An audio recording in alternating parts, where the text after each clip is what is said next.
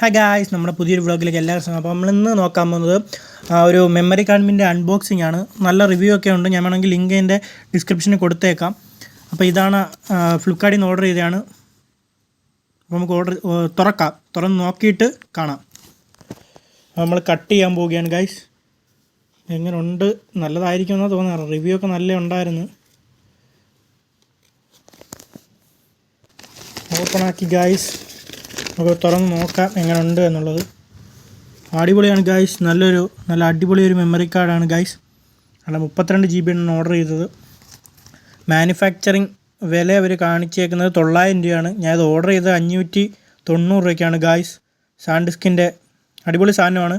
നമ്മളെല്ലാവരും ഓർഡർ ചെയ്യുമ്പോൾ നോക്കേണ്ടത് ഏതാണെന്ന് വെച്ചാൽ ഇതാണ് നോക്കേണ്ടത്. ഈ യു എന്ന് എഴുതിയേക്കുന്നുണ്ടോ, AU, അതാണ് നമ്മൾ നോക്കേണ്ടത്. സ്പീഡൊക്കെ ഉണ്ട്, 140 സ്പീഡാണ് കാണിക്കുന്നത്. അപ്പോൾ ഞാൻ ഇത് യൂസ് ചെയ്തിട്ട് എങ്ങനെ ഉണ്ടെന്ന് പറയാം ഗായ്സ്. ബൂം.